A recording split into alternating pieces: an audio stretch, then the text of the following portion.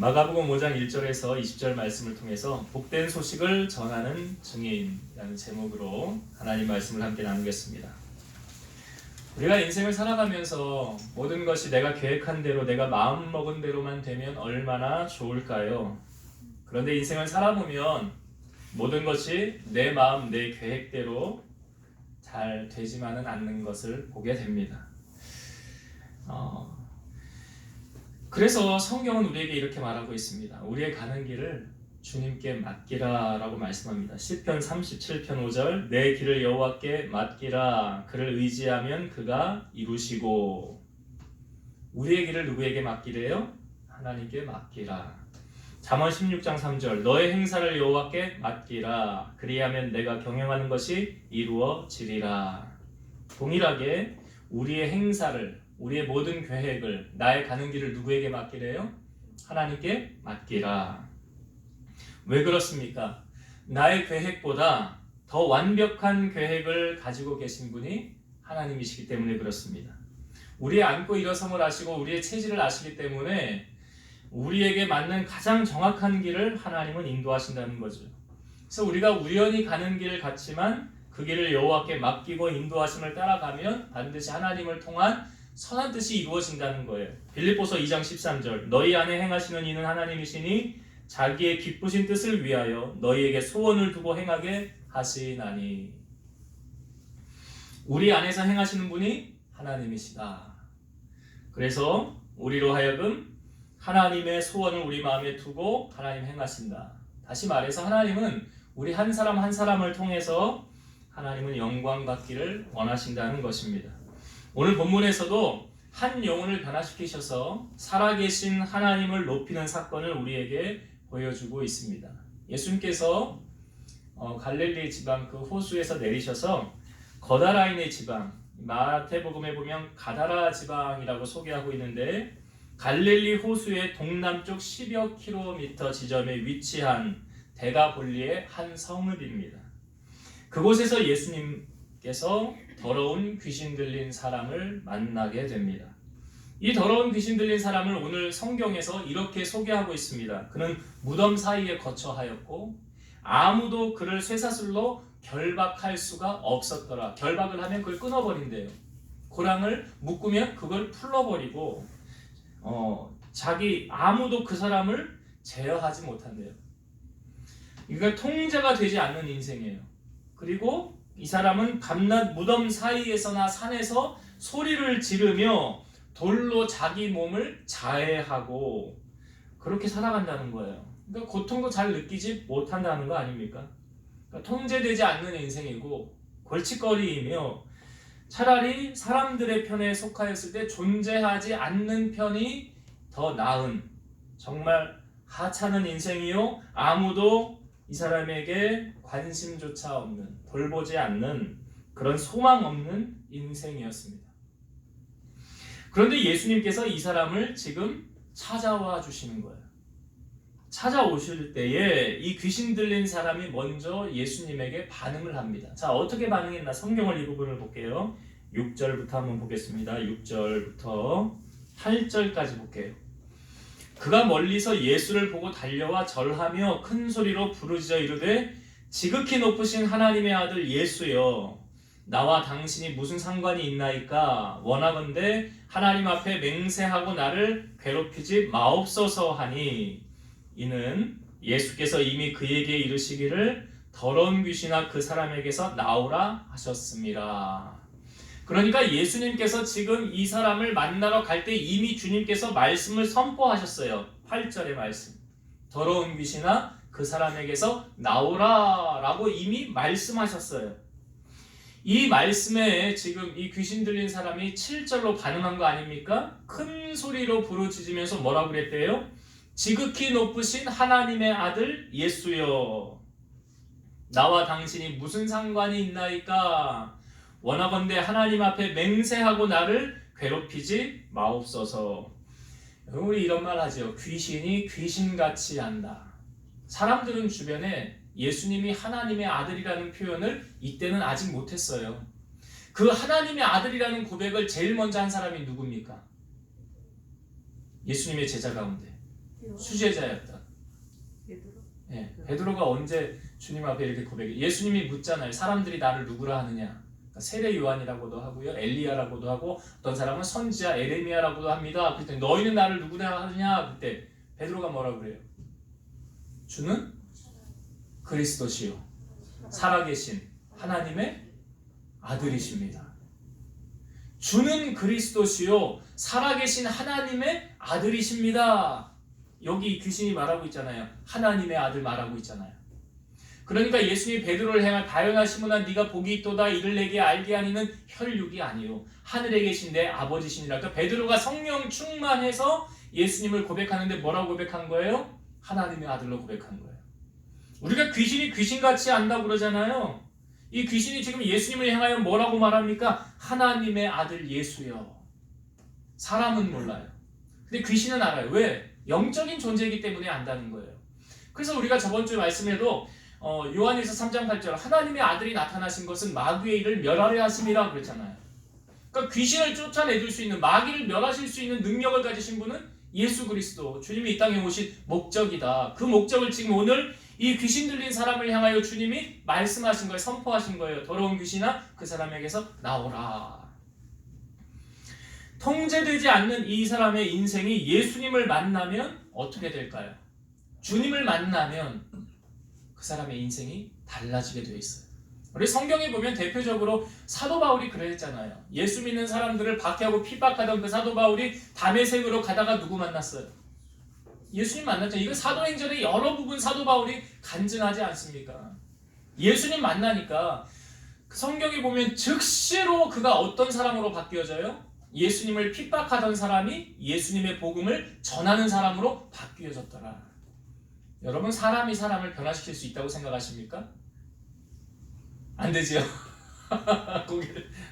사람이 사람을 변화시키는 거는 거의 드물어요. 힘들어요. 그런데 하나님이 그 사람을 만나면 사람이 변화되어지는 거예요. 오늘 이 귀신 들린 사람 지금 앞부분에 말했죠. 무덤 사이에 거하고 늘 소리를 지르고 돌로 자해하고 쇠사슬로 메어도 그거 다 풀러버리고, 그러니까 아무도 통제할 수 없어. 이 사람 옆에 가지를 않는 거예요. 해코지할까봐, 당할까봐. 근데 예수님이 찾아가시는 거예요 지금. 그래서 예수님이 이 귀신을 향하여 명령하시고 이 사람이 지금 주님을 만났어요. 자, 그리고 주님과 이제 본격적으로 대화를 합니다. 이 대화의 내용을 성경을 한번 볼게요. 자, 9절부터 제가 쭉 읽어 내려갈게요. 이에 물으시되 내 이름이 무엇이냐 이르되 내 이름은 군대니 우리가 많음이니이다. 여기 이 사람을 자기 표현하기를 내 이름이 뭐래요? 군대다. 왜? 이유가 뭐래요? 우리가 많음이니이다. 여러분, 예수님께서 귀신을 쫓아내어 주실 때 복음서 다른 데도 보면 이 귀신 들려서 말 못하고 벙어리 된 사람이 있었어요. 이 사람이 나갔어요. 이 귀신이 나가서 온전해졌어요. 이 귀신이 떠돌아다니다가 갈 데가 없으니까 뭐라 그래요? 내가 나온 내 집으로 돌아가리라 할 때, 들어갈 때 자기만 들어가는 게 아니라 자기보다 더 악한 귀신 7을 데리고 들어갑니다. 그러니까 이 사람의 형편이 그 처음보다 나중에 더 심하여졌더라 그러잖아요. 그러니까 귀신이 혼자만 들어가는 게 아니라 이렇게 군대 귀신도 들어갈 수 있더라. 사람의 심령 안에.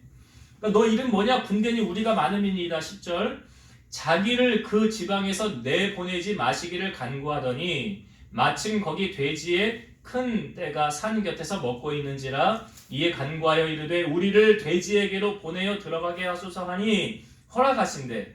더러운 귀신들이 나와서 돼지 떼에게로 들어가매 거의 2,000마리 되는 떼가 바다를 향하여 비탈로 내리다가 바다에서 몰사하거늘 치던 자들이 도망하여 읍내와 여러 마을을 말하니 사람들이 어떻게 되었는지를 보러 와서 예수께 이르러 그 귀신 들렸던 자 곧 군대 귀신 집혔던 자가 옷을 입고 정신이 온전하여 앉은 것을 보고 두려워하더라. 자, 이 사람이 우리 안에 있는 이 귀신을 그러니까 이 지방에서 내보내지 마시기를 간구하더니, 자, 이 부분을 성경에요.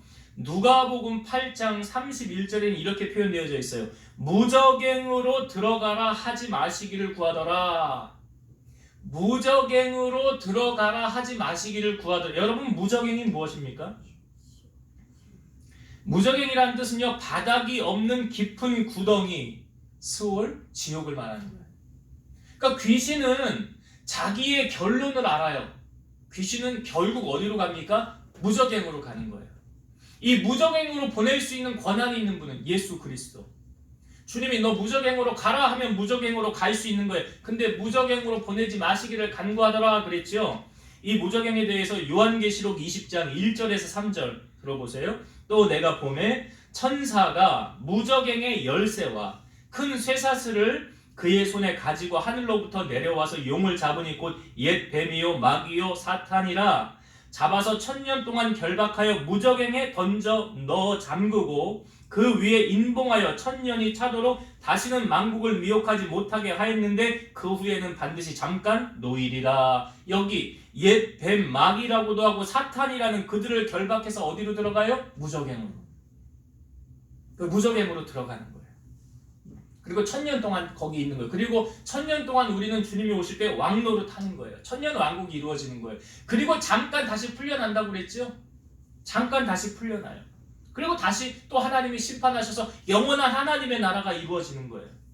여러분, 마귀는 자기의 결말을 압니까 모릅니까? 알아요. 오늘 귀신이 뭐라고 그래요? 나를 무적행으로 들어가게 하지 마옵소서. 결말 알아요. 그런데 여러분, 그러면 마귀가 왜 자꾸 믿는 자를 넘어뜨리려고 할까요? 이거 아셔야 돼요. 마귀가 왜 믿지 않는 사람은 건드리지 않아요? 왜 자꾸 믿는 자를 넘어뜨리려고 할까요? 물귀신 작전이에요.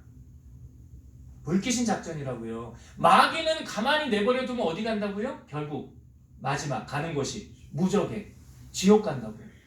마귀는 지옥 가는 걸 본인은 알아요. 근데 나만 가기 너무 괴로운 거지, 억울한 거지. 나만 가. 그러니까 믿는 자를 넘어뜨려서 그 믿는 자를 데려가려고, 그래서 성경에 말하죠.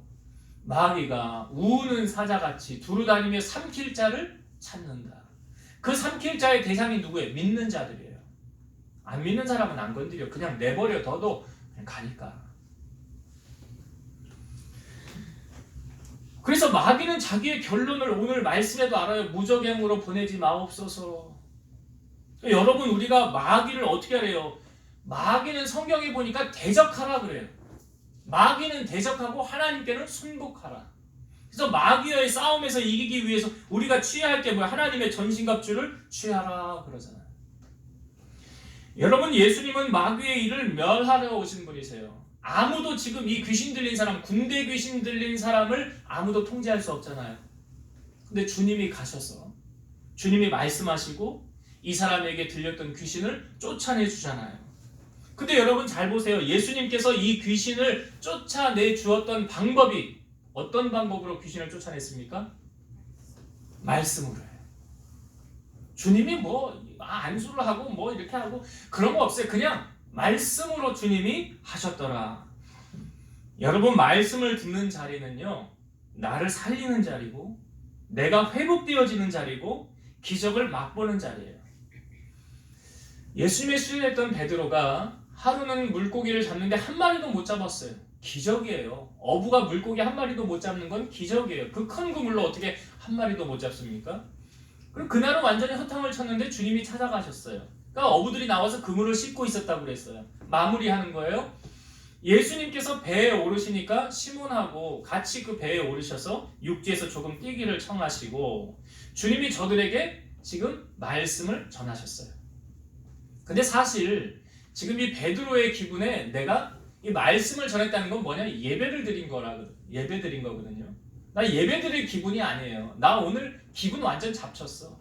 내 어부 인생에 이런 날 처음이야. 나 지금 예배 드릴 기분 아니야. 그런데 주님 지금 뭐 하신다고요? 예배 드리신다고요? 주님이 말씀을 전하셨어요. 그런데 그 말씀이 살아 운동력이 있어서 시몬에게 그 말씀이 움직인 거예요. 그리고 그 시몬에게 주님이 이제 말씀하시기를 이렇게 말씀하시죠. 깊은 데에다 그물을 던져보아라. 깊은 데 그물을 던져보아라. 베드로가 이렇게 말합니다. 주여, 내가 밤새도록 그물 내려봤습니다. 오늘은요, 물고기들 다 서풍 갔나 봐요. 그런데 이렇게 말을 덧붙이죠. 내가 오늘 허탕 쳤지만, 내가 한 마리도 못 잡았지만 말씀에 의지하여서 내가 그물을 내려보겠습니다. 뭐에 의지해서요? 말씀에. 말씀에 의지하여 그물을 내리는 순간 고기가 너무 많이 잡히게 되어서 그 옆에 있는 야고보 요한의 배에도 불러서 2배의 고기가 가득 채우게 되었더라. 그래서 고기를 가득 실은 다음에 베드로가 주님 앞에 와서 다시 엎드려요. 그때 베드로가 뭐라고 그러냐면 주여 나를 떠나소서 나는 죄인입니다. 자기 자신을 보는 눈이 열려진 거예요. 여러분 베드로가 그전에는 예수님을 향하여 선생님 이런 표현을 했었어요. 선생님. 그런데 이 기적을 맛본 후에 베드로가 주여라는 고백을 해요. 나는 죄인입니다. 나를 떠나소서. 그리고 고기 잡힌 것으로 말미암아 놀란 후에 주님께서 베드로를 향하여 네가 이제 사람을 낚는 어부가 되게 하리라. 그리고 주님 따라가잖아요. 예수님이 산성수훈을 마친 후에 바로 사역을 하실 때 한 백부장이 주님 앞에 찾아옵니다. 찾아온 내용이 이거였어요. 주님, 제 하인이 중풍병으로 몹시 괴로워합니다. 좀 고쳐주세요. 그러니까 예수님이 감동받은 거예요. 야, 너는 하인을 참 그렇게 귀하게 여기는구나. 내가 너의 집에 가서 네 하인 고쳐주리라 그랬더니 이 백부장이 뭐라고 그러냐면 주여 제 집에 들어오지 마옵소서. 주님이 제 집에 들어오심을 저는 감당할 수 없습니다. 나도 남의 수하 아래에 있는 사람이고 이더러 가라 하면 가고 저더러 오라 하면 오니 주님이 말씀만 하옵소서. 그러면 제 하인이 낫겠습니다. 이 백부장이 뭐라고 그래요? 주님 여기서 말씀만 해주세요. 그러면 제 하인 나을 겁니다. 그 말을 듣고 예수님이 내가 이스라엘 중에 이만한 믿음을 보지 못하였노라 그래요. 그리고 백부장을 향하여 가라 그래요. 가서 보니까 하인이 다 나아졌더라. 여러분 이 말씀에는 이런 능력이 있는 거죠. 우리의 싸움은 영적 싸움입니다. 이 영적 싸움을 할 때 우리가 하나님의 전신갑주를 취하라고 그러는데 진리의 허리띠, 의의 호심경, 평안의 복음에 준비한 신발, 믿음의 방패, 구원의 투구, 마지막으로 성령의 검을 가져라. 근데 이 성령의 검, 무기가 제일 중요한 거 아니에요?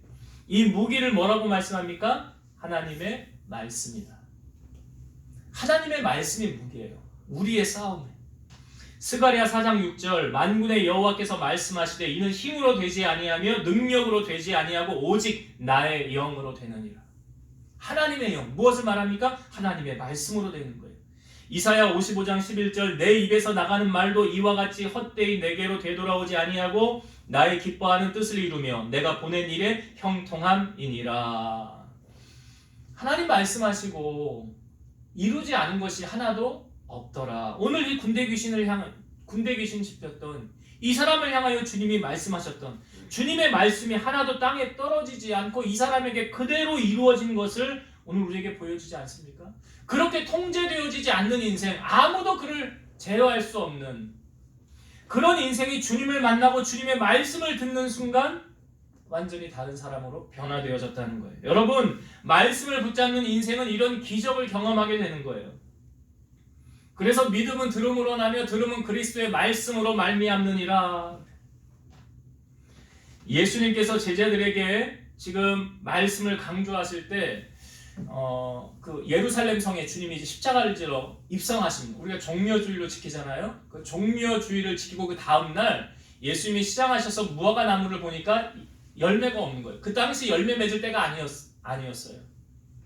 그런데 예수님이 그 무화과 나무를 책망하십니다. 이제 사람이 너에게서 열매를 따먹지 못하리라. 예수님이 책망하시고 저주하셨어요. 그리고 다음 날 가보니까 그 무화과 나무가 뿌리째 말라서 죽어 있더라는 거예요. 여러분 이게 사실 이해가 안 되는 거예요. 나무가 하루 만에 죽습니까? 하루 만에 죽는 나무 없어요. 번개 맞으면 타서 죽기는 해요. 그런데 멀쩡했던 나무가 다음날 뿌리째 말라서 죽게 되는 일은 거의 없다는 거예요. 그러니까 베드로가 그걸 보고 주님에게 주님 저주하신 무화과 나무가 말랐습니다. 자, 그 다음에 주님이 하셨던 말씀 잘 들어보세요. 예수께서 그들에게 대답하여 이르시되 하나님을 믿으라. 내가 진실로 너희에게 이르노니 누구든지 이 산더러 들리어 바다에 던져지라 하며 그 말하는 것이 이루어질 줄 믿고 마음에 의심하지 아니하면 그대로 되리라.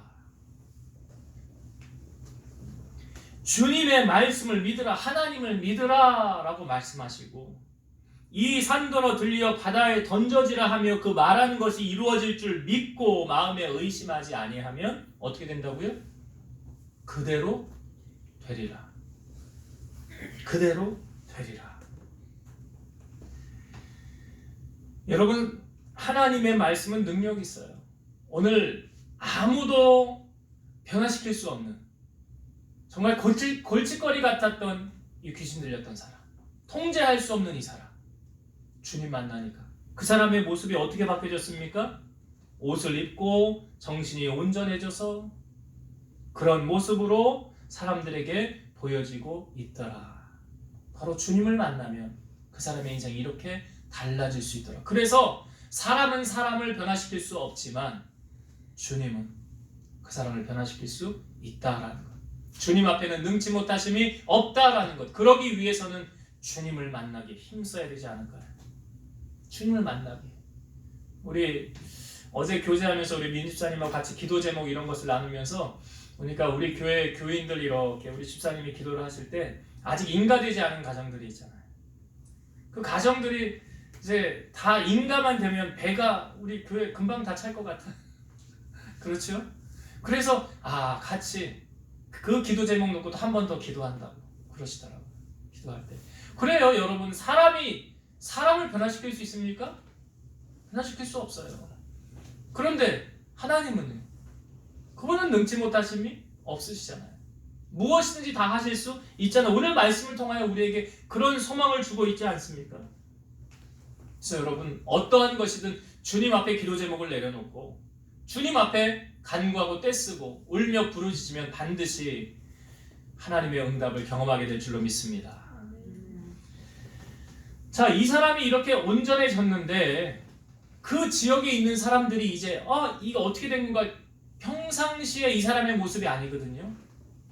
그러니까 사람들이 와서 깜짝 놀라지 않겠어요? 그런데 그 사람들의 이 주변 사람들의 반응, 이제 저는 사실 성경을 보면서 이런 생각을 좀 했어요. 우리 마을의 골칫거리였는데, 근심거리였는데 이 사람 온전해졌구나. 예수님 너무 감사하다. 예수님이 고쳐주셨으니까. 그러니까 우리 이제 예수님에게 감사를 표하고 우리 예수님 우리 마을에서 오랫동안 같이 동고동락하며 우리와 같이 지내게 하자, 이럴 줄 알았어요. 그런데 어떻게 했는가 한번 볼까요? 16절 17절 말씀. 이에 귀신 들렸던 자가 당한 것과 돼지의 일을 본 자들이 그들에게 알림해 그들이 예수께 그 지방에서 떠나시기를 간구하더라. 이제 이 귀신 들렸던 사람이 멀쩡해진 사건하고 돼지떼가 죽은 사건을 다 얘기했어요. 그랬더니 그 지방 사람들이 예수님에게 떠나시기를 간구하더라. 떠나시기를 간구하더라. 여러분, 예수님이 그들과 함께 있는 것이 축복 아닙니까? 근데 왜 예수님을 여기서 떠나가 주세요, 예수님 여기 계시면 안 되겠습니다, 떠나가 주세요 했을까요? 여러분, 성경은 분명히 이렇게 말하죠. 하나님을 가까이 하는 게 복이고요, 하나님을 멀리하면 망한다고 그랬어요. 근데 지금 이 지방 사람들이 왜 예수님을 떠나가라고 간구했을까? 대체 왜? 여러분이 군대에 귀신 들렸던 이 귀신들이 어디로 들어갔죠? 돼지떼에게 들어갔죠.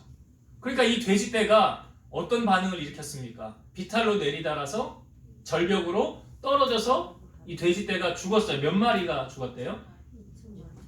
거의 2,000마리. 돼지 한 마리 얼마인가? 머리가 빠르신 분들은 계산이 착 될 텐데요. 그러니까 주인의 입장에서 지금 돼지 이런 거잖아요. 그럼 그 누구에게 보상받아야 돼요?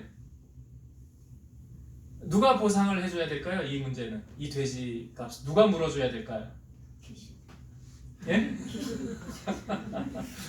귀신들이 당신 돼지값 물어내.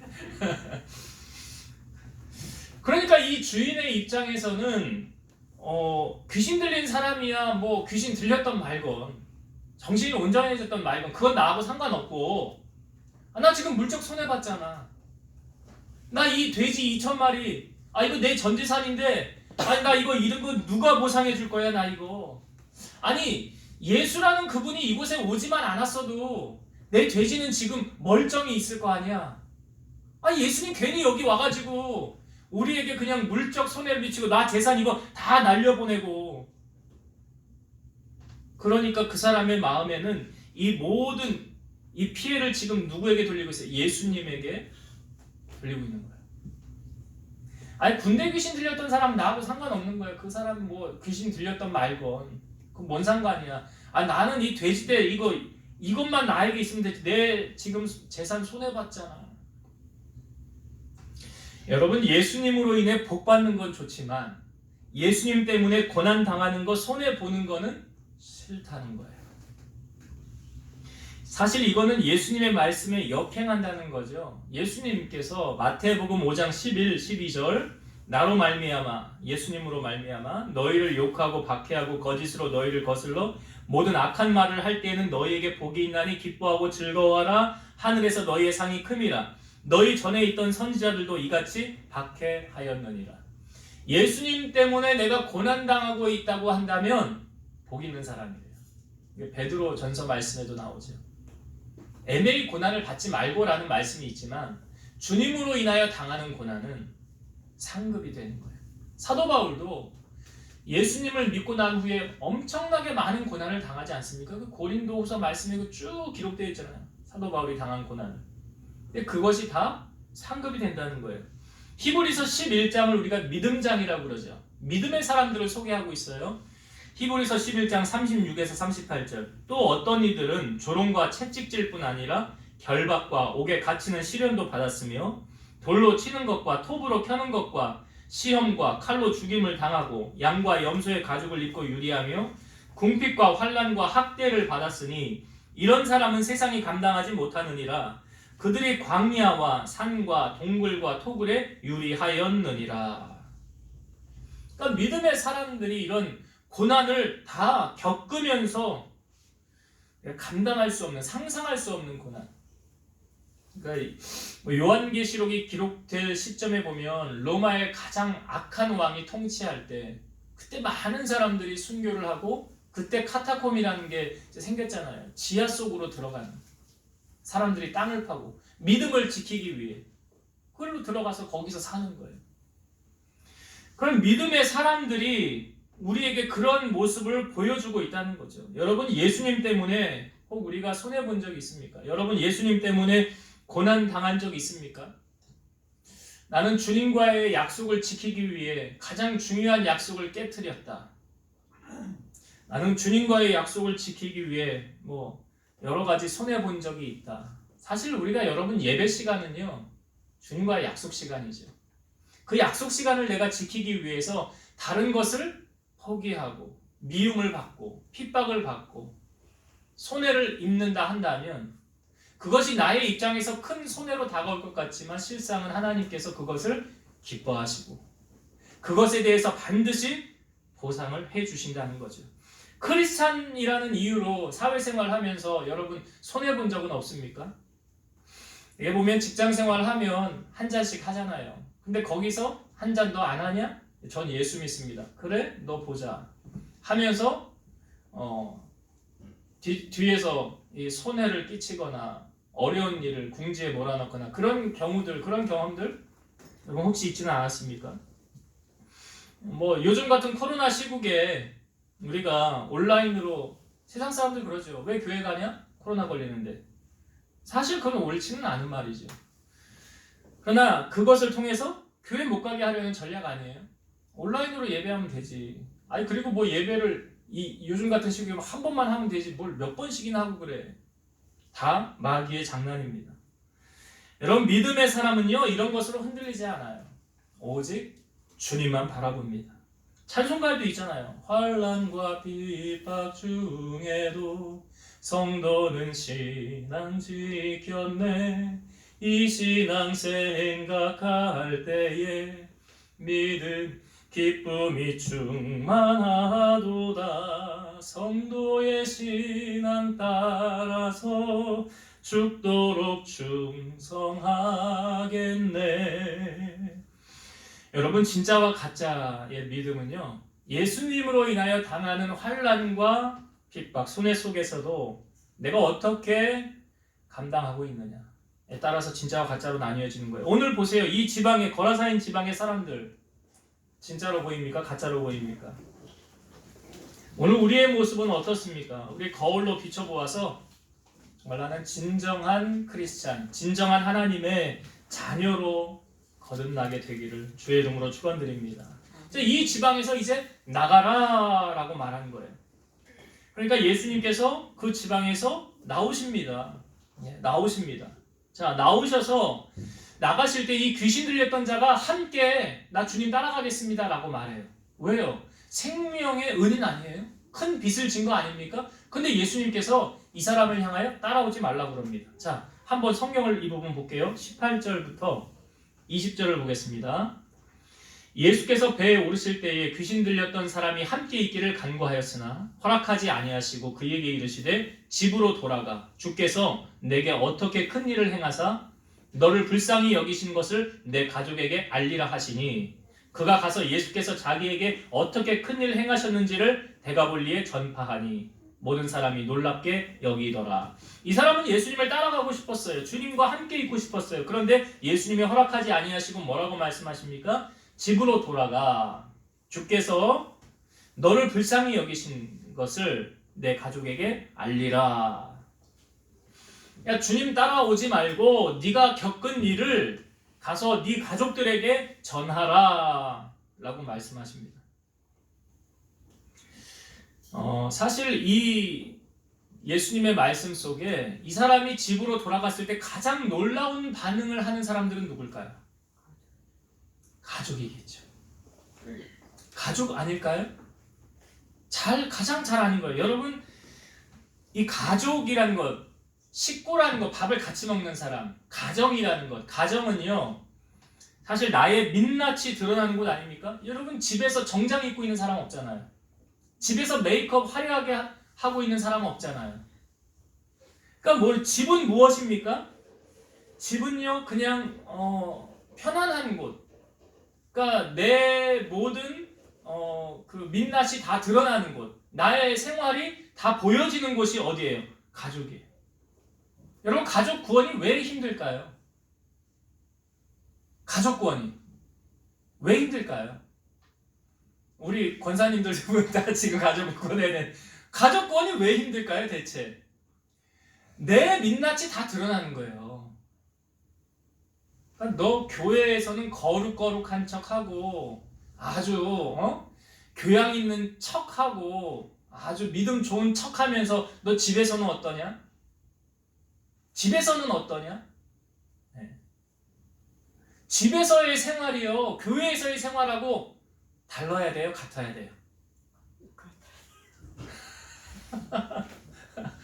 우리 아림이가 여기 앉아있지만 우리 아림이가요, 제가 참 이 기분이, 우리 아림이가 어떤 사람하고 너 결혼할래? 그러니까 아빠 같은 사람하고 결혼한대. 플러스. 덧붙이는 말이 있지만 플러스 제가 말하지. 아빠 같은 사람하고 결혼. 제가 기분이 참 좋더라. 여러분, 우리의 생활이요, 가정 안에서의 다 보는 거예요. 가정 안에서. 여러분, 우리가 가정에서 사실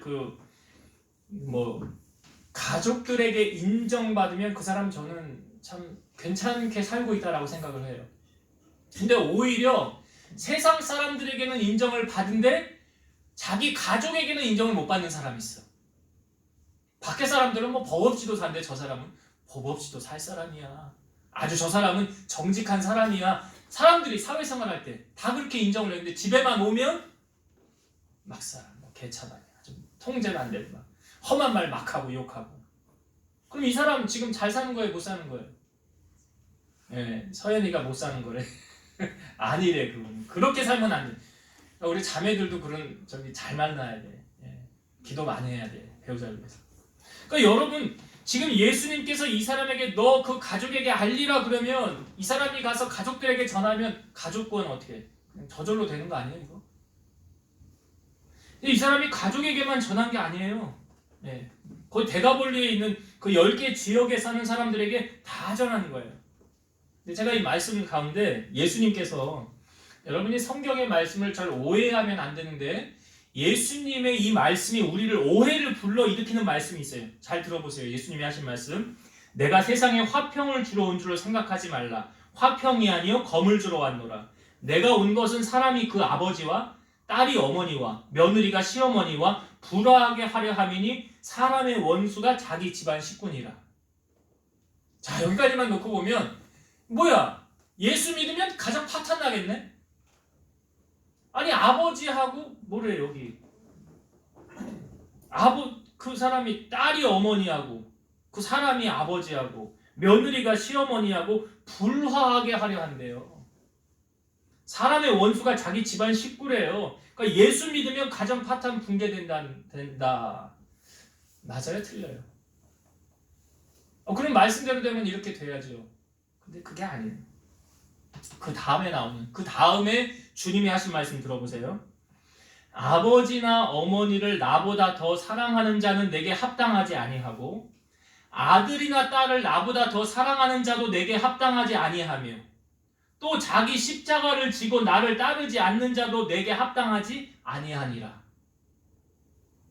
사실은 이 말씀이 먼저 적용이 되어지고 그 다음 말씀을 이해를 해야 돼요. 왜 집안의 원수가, 사람의 원수가 자기 집안 식구니라 라고 하냐면 예수님보다 더 사랑하기 때문에. 예수님보다 자녀를 더 사랑합니까? 예수님보다 남편이나 아내를 더 사랑합니까? 예수님보다 나를 더 사랑합니까? 그러면 사람의 원수가 자기 집안 식구 되는 거예요. 그게 안 되려고 그런다면 어떻게 해야 돼요? 모든 것보다 가장 먼저 누구를 사랑해야 돼? 예수님을. 나 자신보다도 누굴 더 사랑해야 돼요? 예수님을. 그게 되어지면 가족이 평안하게 돼 있어. 이게 안 되니까 힘든 거예요. 안 되니까. 그러니까 주님께서 우리에게 가장 요구하시는 게 무엇입니까? 주님을 가장 사랑할 때 그 가정이 지켜지고 그 가정에 화평이 이루어지는 거예요. 여러분, 예수님의 참 사랑을 실천하는 사람은 군림하려고 하지 않고 섬기려고 하죠. 예수님께서 제자들의 발을 닦아주면서 내가 주와 선생이 되어 너희 발을 닦아주었으니 너희도 이렇게 행하라 말씀하셨잖아요. 로마서 10장 15절 보내심을 받지 아니하였으면 어찌 전파하리요 기록된 바 아름답도다 좋은 소식을 전하는 자들의 발이여 함과 같으니라. 그러니까 예수님께서 지금 이 사람을 보낼 때 좋은 소식을 전하는 아름다운 발이 된 거예요. 오늘 여러분, 주님께서 우리를 세상에 보내실 때 여러분들의 복음을 전하는 아름다운 발이 되기를 주님은 원하시는 거예요. 내가 받은 은혜, 내가 받은 기적 나만 알지 말고, 오늘 뭐라고 그래 주님이? 너 그렇게 주님의 은혜를 경험하지 않았느냐? 너만 알지 말고 나가서 뭐하래? 전파해라. 하나님의 은혜를 전하라. 그럼 우리가 주님의 은혜를 경험했습니까? 기적을 맛보았습니까? 전해야죠. 나만 알고 있으면 안 되는 거예요. 이제는 증거하는 증인의 삶을 살아라 라고 말씀하십니다. 이제 말씀을 정리하고 마치겠습니다. 여러분, 어떠한 인생도 변화시킬 수 없는, 쟤는 망나니야, 쟤는 통제 불가능이야, 그런 인생도요 예수님 만나면 바뀝니다. 예수님 만나면 변화됩니다. 정말로 인격적인 주님을 만나면 달라지게 돼 있어요. 삶이 변화되게 돼 있어요. 이 귀신 들렸던 이 사람, 자기 몸 자해하고 밤낮 소리 지르고 무덤 사이에 살고 쇠사슬로 매여있고 그거 풀고 막 통제되지 않는 그런 인생이 예수님 만나고 온전해졌잖아요. 귀신이 나갔잖아요. 그러니까 여러분, 주님 앞에 해결되지 못할 것이 있습니까? 없어요. 그러니 우리가 주님 만나는 일에 힘써야 된다. 이것이 가장 먼저 되어야 된다. 첫 번째 나누었던 은혜. 두 번째, 이 데가볼리 지역이니까, 아니 거라사인 지방에 있는 이 사람들이 예수님 여기서 나가주세요 떠나기를 간구하더라. 왜 그랬습니까? 나 예수님 때문에 손해보는 거 싫어요. 예수님 때문에 고난당하는 건 싫어요. 진정한 크리스찬은요. 예수님 말씀하시죠. 나로 인하여 너희를 박해하고 핍박하는 자는 복이 있나니 하늘에서 너희의 상이 큼이라. 천국